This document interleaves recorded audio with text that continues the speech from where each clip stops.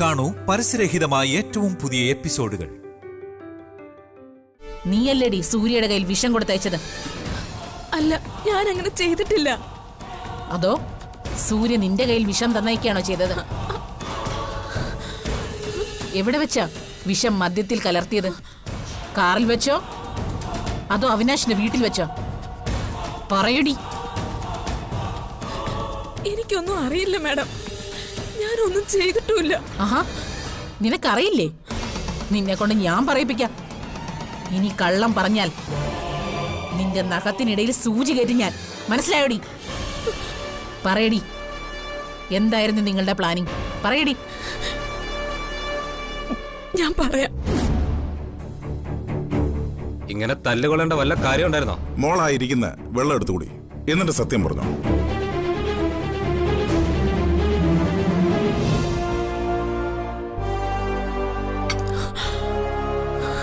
ഇനി പറയ്, എന്തായിരുന്നു നിങ്ങളുടെ പ്ലാനിങ്? ഞാൻ പറയാം.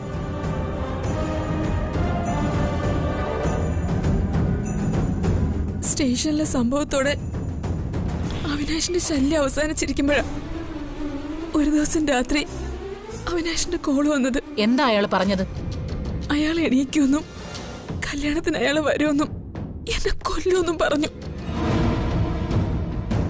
രഹസ്യമായി അവിനാശിനെ കാണാനും അയാൾ പറഞ്ഞത് സത്യമാണെന്ന് അറിയാനും വേണ്ടിയാ ഞാൻ സൂര്യ അങ്ങോട്ട് അയച്ചത്.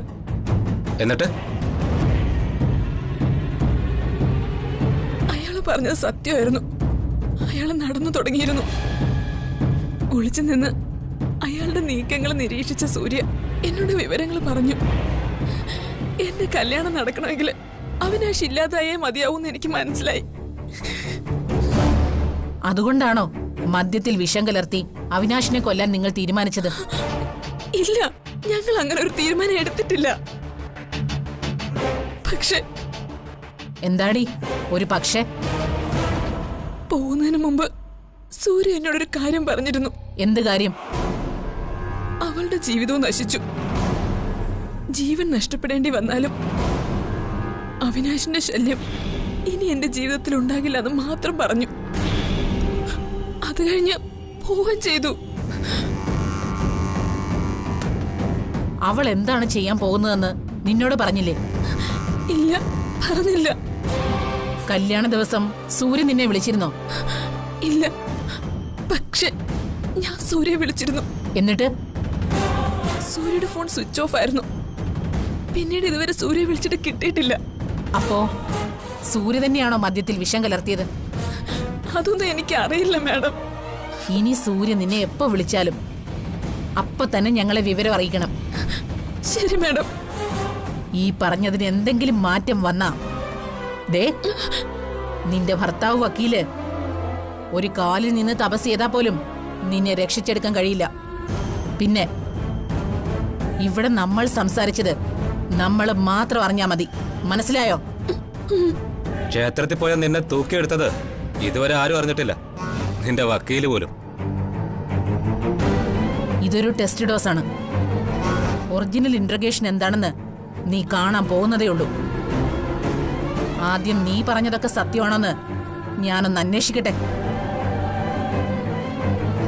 ഡോ, കൊണ്ടുപോയി വിട്ടേക്കാം. ശരി മാഡം. വാ.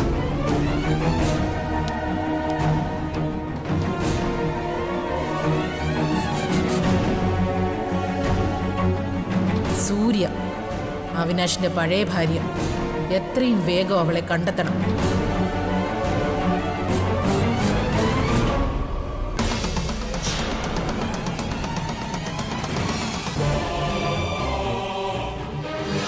എടോ സുധാകരനാരെ, സുധാകരനാരെ, സുധാകരനാരെ. ആ പിള്ളേ, എന്താ എന്ത് പറ്റി? എന്റെ സുധാകരനാരെ, ഞങ്ങൾ ആകെ തീ പിടിച്ച് നിൽക്കുക. എന്തെങ്കിലും ഒന്ന് ചെയ്തേ പറ്റൂ. കാര്യം എന്താന്ന് പറ. ആ ACP ഞങ്ങളോട് ഇന്ന് ഉച്ച കഴിഞ്ഞ് സ്റ്റേഷനിൽ ചെല്ലാൻ പറഞ്ഞേക്കുക. നിങ്ങളെ സഹായിക്കാൻ ശ്രമിച്ചതിന് ഇത്രയും വലിയ ശിക്ഷ കിട്ടുമെന്ന് സ്വപ്നത്തിൽ പോലും കരുതിയില്ല. പോലീസ് അങ്ങനെ പലതും പലരോടും ചോദിക്കും. നമ്മൾ ആവശ്യമില്ലാത്തൊന്നും പറയാതിരുന്നാ മതി. ദേ, ഞങ്ങൾക്ക് എന്തെങ്കിലും പറ്റിയ നിങ്ങൾ അതിന് സമാധാനം പറഞ്ഞേ പറ്റൂ. എടാ, അതിന് നിങ്ങൾക്ക് എന്ത് പറ്റാൻ? ഇവിടെ ആർക്കും ഒന്നും പറ്റാൻ പോകുന്നില്ല. പോലീസുകാർ എല്ലാരോടും ഓരോന്ന് ചോദിക്കുന്ന പോലെ നിങ്ങളോടും ചോദിക്കും. ഉള്ള സത്യം നിങ്ങളെ പറഞ്ഞാ പോരെ? സത്യം പറഞ്ഞാൽ അത് കുഴപ്പാവില്ലേ? എന്ത് കുഴപ്പം? ഒന്നും സംഭവിക്കാൻ പോകുന്നില്ലെന്ന്. നിങ്ങൾ ധൈര്യമായിട്ടിരിക്കേ. പോലീസ് സ്റ്റേഷൻ എന്ന് കേൾക്കുമ്പോ പണ്ടേ എനിക്ക് പേടിയാ. ഇതിപ്പോ ഞാൻ ആ ശവം ആദ്യം കാണുകയും ചെയ്തു, പുലിവാല് പിടിച്ചെന്ന് പറഞ്ഞ പോലെ ആയല്ലോ. ദേ, ഞാൻ കണ്ട കാര്യം അതുപോലെ അങ്ങ് പറയും, പിന്നെ എന്നെ കുറ്റം പറഞ്ഞേക്കരുത്. പോലീസ് എങ്ങാനും ഞങ്ങളെ അറസ്റ്റ് ചെയ്താ മരുമോനെ കൊണ്ട് ഞങ്ങളെ ജാമ്യത്തിൽ ഇറക്കിയേക്കണം. നിങ്ങൾ പേടിക്കണ്ടെന്നേ. ആരെ ഇവിടെ പോലീസ് അറസ്റ്റ് ചെയ്യാനൊന്നും പോകുന്നില്ല. പിന്നെ ഓരോരുത്തരോടും ഓരോ തരത്തിലാണ് പോലീസ് കാര്യങ്ങൾ ചോദിക്കുന്നത്.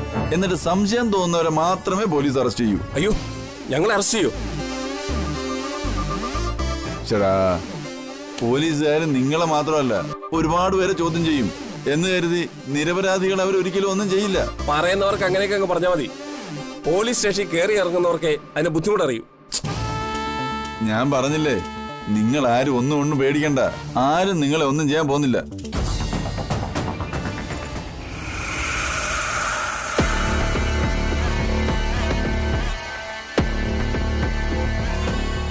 ജ്യോതിയെ കൊണ്ട് അനുസരിപ്പിക്കുക എന്നത് പ്രയാസമാണ് സാർ. അമരാവതി വീടിൻ്റെ എള്ള എന്ന് ജ്യോതിയാണ്. DKയും ജ്യോതിയും ഒന്നായത് കുടജാദ്രിയിൽ വെച്ച മൂകാംബിക അമ്മയുടെ അനുഗ്രഹമുള്ള ദമ്പതികളാണവർ. അവരെ തമ്മിൽ പിരിക്കുക എന്നുള്ളത് അസാധ്യമായ കാര്യമാണ്. എൻ്റെ അമ്മയും മൂകാംബികയുടെ ഭക്തയായിരുന്നു. മകന്റെ വിവാഹം നടന്നു കാണാൻ ആ അമ്മ ഏറ്റവും കൂടുതൽ പ്രാർത്ഥിച്ചത് മൂകാംബിക ദേവിയോടാ.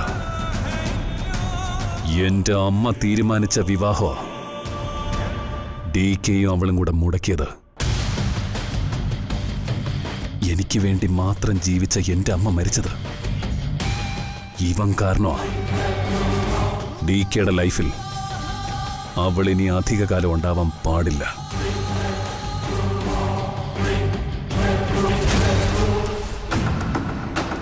അവനെ തോൽപ്പിക്കാൻ ഞാൻ ഒരുപാട് ശ്രമിച്ചു നോക്കിയതാ. അപ്പോഴെല്ലാം ഞാൻ പരാജയപ്പെട്ടിട്ടേ ഉള്ളൂ. അവനെക്കുറിച്ച് ഞാൻ കേട്ടു. സ്വന്തം കുടുംബത്തിന് വേണ്ടി മാത്രം ജീവിക്കുന്ന ഒരാളാണ് DK. അനിയനെയും അമലയും വിദേശത്ത് തന്നെ നിർത്തി അവരെ രക്ഷിച്ചു എന്ന് അവൻ വിചാരിച്ചു. പക്ഷേ അവരിപ്പോഴും എന്റെ ഗൺ പോയിന്റിൽ തന്നെയാ. അവരെയെല്ലാം ഞാൻ തീർക്കും. പക്ഷേ അത് DKയുടെ തകർച്ചയ്ക്ക് ശേഷമായിരിക്കും. DKയെ തകർക്കാൻ ഇനി എന്താ സാറിന്റെ പ്ലാൻ? അതൊക്കെ ഞാൻ പ്ലാൻ ചെയ്തിട്ടുണ്ട്. പക്ഷേ പ്രത്യക്ഷത്തിൽ എനിക്കിറങ്ങി ഓപ്പറേറ്റ് ചെയ്യാൻ പറ്റില്ല. അതിനാണ് എനിക്ക് മൂർത്തിയുടെ ഹെൽപ്പ് വേണ്ടത്. ഹെൽപ്പോ? അവനെ ഇല്ലാതാക്കാൻ ഞാൻ എൻ്റെ ജീവൻ വേണമെങ്കിലും തരും. ആ എടോ, അവള് വിചാരിച്ചിരിക്കുന്നത് ഇത് കുട്ടിക്കളിയാണെന്നാ. സ്വന്തം ഭർത്താവിന്റെ കഴിവിൽ, ബുദ്ധിയിൽ അമിതമായ ആത്മവിശ്വാസമുണ്ട് അവൾക്ക്.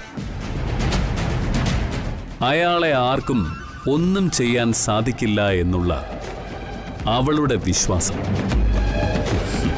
ആ വിശ്വാസം അതില്ലാതാവണം. സ്വന്തം ഭർത്താവിന്റെ ജീവൻ രക്ഷിക്കാൻ താൻ ഒഴിഞ്ഞുപോയേ പറ്റൂ എന്ന് അവൾക്ക് ബോധ്യമുണ്ടാവണം. അതിനുള്ളൊരു പ്ലാനാ എന്റെ കയ്യില്. പക്ഷേ അത് നടത്തിത്തരേണ്ടത് മൂർത്തിയാണ്. അതിനുവേണ്ടി ഞാൻ എന്തും ചെയ്യും. എനിക്കറിയാം സാർ, 1 കൊല്ലം കഴിഞ്ഞാൽ തെരഞ്ഞെടുപ്പ് വരും. അടുത്ത കേന്ദ്ര മന്ത്രിസഭയിൽ ഒരു സഹമന്ത്രി സ്ഥാനം ഉറപ്പ് കിട്ടിയിട്ടുണ്ട് അങ്ങേക്ക്. ശരിയല്ലേ? അതെ. രാഷ്ട്രീയ ശത്രുക്കൾ അങ്ങയെ തകർക്കാൻ ഒരു കാരണത്തിനു വേണ്ടി കാത്തിരിക്കുകയാണെന്ന് എനിക്കറിയാം. അതുകൊണ്ട് തന്നെ DKയെ തകർക്കാൻ നിങ്ങൾക്കൊരു നല്ല സാരഥിയെ വേണം. ഞാൻ തയ്യാറാ. DKയുടെ അന്ത്യം കുറിക്കാൻ ഒരു മനുഷ്യ ബോംബായിട്ട് ചെന്ന് അമരാവതിയിലേക്ക് കയറണമെങ്കിൽ അതിന് ഞാൻ തയ്യാറാ. സാർ ആ പ്ലാൻ ഇങ്ങോട്ട് പറയേ, ബാക്കി ഞാൻ ഏറ്റു. പറയാം.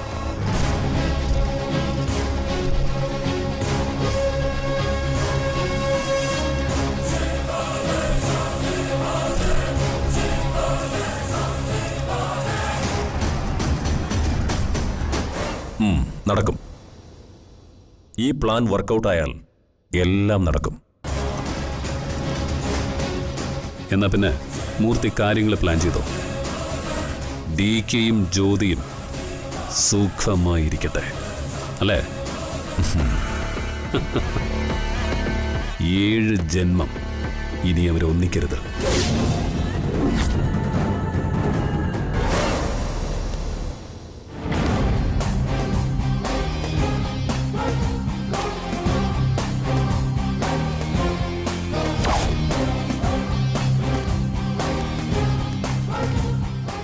മാഡം, അവരെ കൊണ്ടുവന്നിട്ടുണ്ടോ? വിളിക്ക്. കൊണ്ടുപോടോ.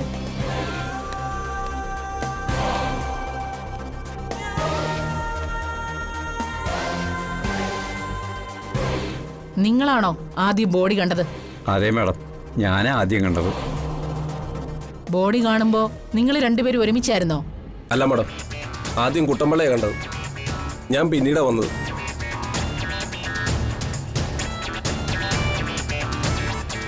നിങ്ങൾ എന്താ കണ്ടത്?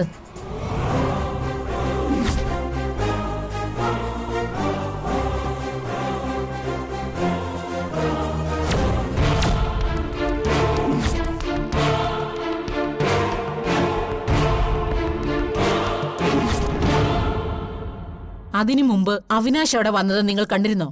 ഇല്ല. ഞാൻ കണ്ടായിരുന്നു സാറേ. എന്താടോ താൻ എന്തിനാ അയാളെ തടയുന്നത്? ഡോ, ഇയാളെ അങ്ങോട്ട് മാറ്റി നിർത്ത്.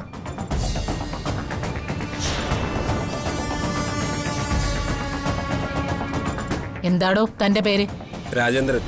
മാഡം ചോദിക്കുന്നതിന് കൃത്യമായ ഉത്തരം നീ നൽകണം, ഇല്ലെങ്കിൽ ചവിട്ടി നിന്റെ എല്ലൊടിക്കും. അയാളെ പേടിപ്പിക്കണ്ട. രാജേന്ദ്ര, അപ്പോ അവിനാഷിന്റെ ബോഡി കാണുന്നതിന് മുമ്പ് രാജേന്ദ്രൻ ആ വഴി വന്നിരുന്നു, ശരിയല്ലേ? ശരിയാണ് മാഡം.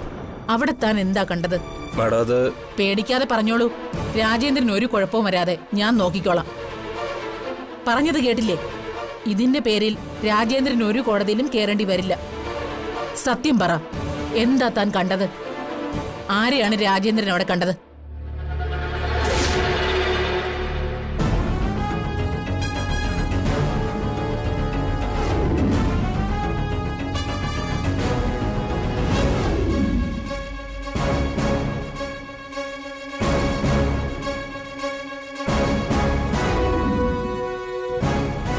Thank you. രാജേന്ദ്രൻ പോയിക്കോ. രാജേന്ദ്രൻ ഒരിടത്തും ഒപ്പിടണ്ട. എന്തെങ്കിലും ആവശ്യമുണ്ടെങ്കിൽ ഞാൻ വിളിപ്പിച്ചോളാം. മാഡം, ഇതിന്റെ പേരിൽ ആരെങ്കിലും എന്നെ ഒന്നും ചെയ്യില്ല. അല്ലെങ്കിൽ തന്നെ രാജേന്ദ്രൻ ഇല്ലാത്തൊന്നും പറഞ്ഞില്ലല്ലോ. പൊയ്ക്കോ. ശരി മാഡം. ഡോ, മറ്റേയാളെയും പറഞ്ഞു വിട്ടേക്ക്. ശരി മാഡം.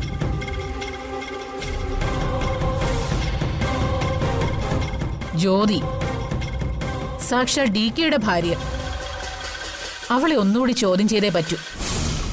മാഡം, നമുക്ക് കമ്മീഷണറുമായി ഒന്ന് ഡിസ്കസ് ചെയ്യണം. DK അദ്ദേഹത്തിന്റെ സുഹൃത്താണ്. ഒരു അറസ്റ്റ് എന്നൊക്കെ പറയുമ്പോൾ 2 വട്ടം ആലോചിക്കണം. എനിക്കറിയാം, പക്ഷേ ഇവിടെ നമുക്ക് വേറെ വഴിയില്ല. അവിനാഷിന്റെ മരണം നടന്ന സ്ഥലത്ത് അതിനു മുമ്പ് രാജേന്ദ്രൻ കണ്ടത് ഈ കഥയിലെ ഒരു ടേണിംഗ് പോയിന്റാ.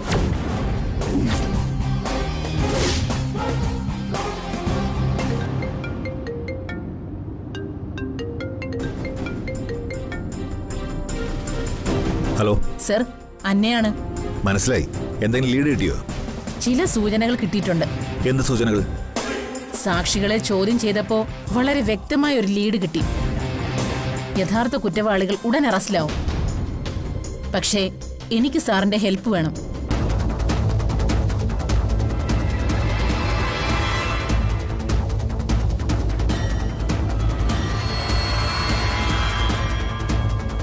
നോ, അങ്ങനെ സംഭവിക്കാൻ ഒരു സാധ്യതയില്ല. അയാൾ കള്ളം പറഞ്ഞതാവും. നോ സർ, ഇത് വിശ്വസിക്കാം. സാർ, എനിക്ക് ജ്യോതിയെ ചോദ്യം ചെയ്തേ പറ്റൂ. അല്ല, അങ്ങനെ നമുക്ക് ചാടിക്കേറി ആരെയും കുറ്റവാളിയാക്കാൻ പറ്റില്ല. സാക്ഷിമൊഴി സത്യമാണോ എന്ന് ഉറപ്പുവരുത്തണം. അയാൾ പറഞ്ഞത് വിശ്വസിക്കാം സാർ. DK സാറിന്റെ സുഹൃത്താണ്. പക്ഷേ ഇതെനിക്ക് ഒഴിവാക്കാൻ പറ്റില്ല സർ. അന്ന, നിങ്ങൾ പറയുന്നത് എനിക്ക് മനസ്സിലാവുന്നുണ്ട്. പക്ഷേ എടുത്തു ചാടി ഒരു നീക്കം പാടില്ല. DK എന്റെ സുഹൃത്താണ് എന്ന് കരുതി ഈ കേസിൽ ഞാൻ ആരെയും വഴിവിട്ട് സഹായിക്കില്ല. സോറി സർ, ഞാൻ അതൊന്നും ഉദ്ദേശിച്ചല്ല പറഞ്ഞത്. അയിനോ, ഈ കേസിലെ എൻക്വയറി ഓഫീസർ അന്നയാണ്. അന്നയ്ക്ക് ആരെ വേണമെങ്കിലും എപ്പോ വേണമെങ്കിലും ചോദ്യം ചെയ്യാം. പക്ഷേ എന്ന് കരുതി അതിനൊരു മീഡിയ അറ്റൻഷൻ പാടില്ല. മനസ്സിലായോ? Yes sir. മനഃപൂർവ്വം എനിക്ക് അവരെ ദ്രോഹിക്കണമെന്നില്ല. സാർ തന്നെ അവരോട് ഇക്കാര്യം ഇൻഫോം ചെയ്താൽ മതി. അവര് തനിയെ വന്നോട്ടെ. അറസ്റ്റിന്റെ നാണക്കേടും ഉണ്ടാവില്ല. ഗുഡ്. ജ്യോതിയെ അന്നയുടെ മുന്നിൽ ഹാജരാക്കാൻ DKയോട് ഞാൻ തന്നെ പറയാം. You proceed. Thank you sir.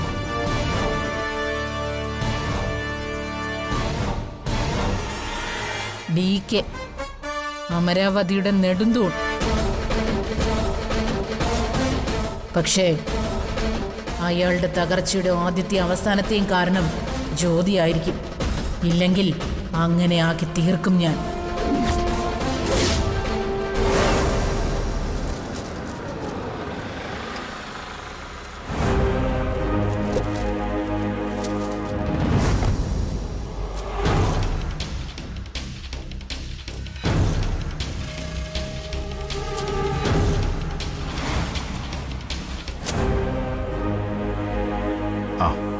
പാടോ, ഇരിക്ക്.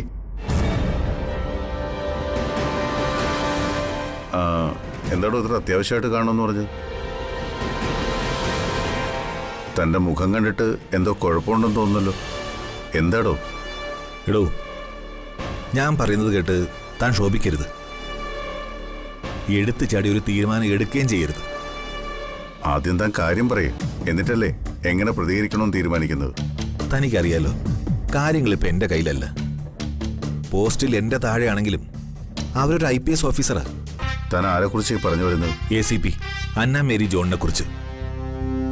അവരാണല്ലോ അവനാഷ് കേസിലെ എൻക്വയറി ഓഫീസർ. അവർക്കെന്താ പ്രശ്നം? അവർക്ക് പ്രശ്നമൊന്നുമില്ല. പ്രശ്നം തനിക്കാ. എന്തു പറ്റി? ഞാനാണ് അവിനാശിനെ കൊന്നതെന്ന് വല്ല കണ്ടുപിടുത്തം നടത്തിയോ? തന്റെ അന്ന മേരി ജോൺ? അതല്ല, ജ്യോതിയെക്കുറിച്ച് അവർക്ക് സംശയം. ജ്യോതിയെക്കുറിച്ചോ? എന്ത് സംശയം? അതൊന്നും വ്യക്തമായിട്ട് പറഞ്ഞില്ല. നമ്മൾ തമ്മിലുള്ള സൗഹൃദം അറിയാവുന്നത് കൊണ്ടാവും ആദ്യം അവരെന്നോട് ഇക്കാര്യം സംസാരിച്ചത്. എന്ത് കാര്യം? എടോ, ജ്യോതിയെ ഒന്നുകൂടി ചോദ്യം ചെയ്തേ പറ്റൂന്നാ അവര് പറയുന്നത്. എന്തിന്? ഇതാ ഞാൻ നേരത്തെ പറഞ്ഞത്. പറയുന്നത് മുഴുവൻ കേട്ടിട്ടേ ഒരു തീരുമാനം എടുക്കാവൂന്ന്. താൻ എന്തൊക്കെ പറഞ്ഞാലും ജ്യോതിയെ ഇനിയും ചോദ്യം ചെയ്യാൻ ഞാൻ സമ്മതിക്കില്ല. ഈ അമരാവതിയെ കയറി ജ്യോതിയെ അറസ്റ്റ് ചെയ്തുകൊണ്ട് പോകാൻ ധൈര്യമുണ്ടോ തന്റെ ACPക്ക്? എങ്കിലും അതൊന്ന് കാണണമല്ലോ. DK, അവർക്ക് അമരാവതിയിൽ വന്ന് ജ്യോതിയെ അറസ്റ്റ് ചെയ്ത് കൊണ്ടുപോകാൻ തന്റെ സമ്മതം എന്തിനാ? അവരൊരു പോലീസ് ഓഫീസറാ. തന്റെ ഒരു സമ്മതവും അവർക്ക് ആവശ്യമില്ല. ഇതൊരു നാണക്കേട് ഒഴിവാക്കാൻ വേണ്ടിയാ അവര് പറയുന്നത്. നാണക്കേടോ? എന്ത് നാണക്കേട്? പോലീസും പരിവാരങ്ങളുമായി പത്രക്കാരുടെയും ചാനലുകാരുടെയും സാന്നിധ്യത്തിൽ ഈ വീട്ടിൽ നിന്ന് ജ്യോതിയെ അറസ്റ്റ് ചെയ്തുകൊണ്ട് പോകുന്നത് തനിക്ക് നാണക്കേടല്ലേ? അതൊഴിവാക്കണോ വേണ്ടയോ? അതോ പത്രത്തിലും ചാനലിലും ഒക്കെ ജ്യോതിയെ അറസ്റ്റ് ചെയ്ത് കൊണ്ടുപോകുന്ന വാർത്ത തനിക്ക് കാണണോ? അത് സംഭവിക്കാതിരിക്കാനുള്ള സൊല്യൂഷനുമായിട്ടാ ഞാൻ വന്നത്. എന്താ തന്റെ സൊല്യൂഷൻ? ജ്യോതിയെ താൻ തന്നെ ACP ഓഫീസിൽ ഹാജരാക്കണം. വേറെ മാർഗമില്ല DK. അതിന് അവൾ എന്ത് തെറ്റ് ചെയ്തു? അവൾക്കെതിരെ എന്ത് തെളിവ് അവർക്ക് കിട്ടിയിട്ടുള്ളത്? DK, പ്രതിയായി സംശയിക്കപ്പെടുന്ന ഒരാളെ അറസ്റ്റ് ചെയ്യുന്നതും ചോദ്യം ചെയ്യുന്നതും എൻക്വയറി ഓഫീസറുടെ മാത്രം തീരുമാനമാണ്. അതിൽ മറ്റാർക്കും ഇടപെടാൻ സാധ്യമല്ല. അപ്പോ ജ്യോതിയെ ഞാൻ ഹാജരാക്കിയേ പറ്റൂ? അതെ, അത് മാത്രമേ വഴിയുള്ളൂ. ഇതിൽ താൻ മറ്റൊന്നും വിചാരിക്കണ്ട. ജ്യോതിയെ ഞാൻ ഹാജരാക്കിയാൽ ചോദ്യം ചെയ്ത് വിട്ടയക്കുമെന്ന് തനിക്ക് ഉറപ്പാണോ? പിന്നെ അല്ലാതെന്ത് ചെയ്യാൻ? താനല്ലേ പറഞ്ഞത് ജ്യോതിക്കെതിരെ വ്യക്തമായ തെളിവുണ്ടെന്ന്? അതെ. അപ്പൊ പിന്നെ ചോദ്യം ചെയ്ത് കഴിഞ്ഞ് അവർ ജ്യോതിയെ റിമാൻഡ് ചെയ്ത് ജയിലിലടച്ചാലോ? എന്താ തനിക്ക് മറുപടിയില്ലേ? അങ്ങനെയൊന്നും അവർ ചെയ്യില്ല. ചോദ്യം ചെയ്ത് വിട്ടയക്കാന്ന് അവരെന്നോട് പറഞ്ഞത്. തനിക്ക് ഉറപ്പാണോ? തൽക്കാലം അവര് പറയുന്നത് വിശ്വസിച്ചേ പറ്റൂ. എടോ, താൻ ജ്യോതിയെ ഹാജരാക്ക്. ബാക്കി നമുക്ക് അപ്പം നോക്കാം.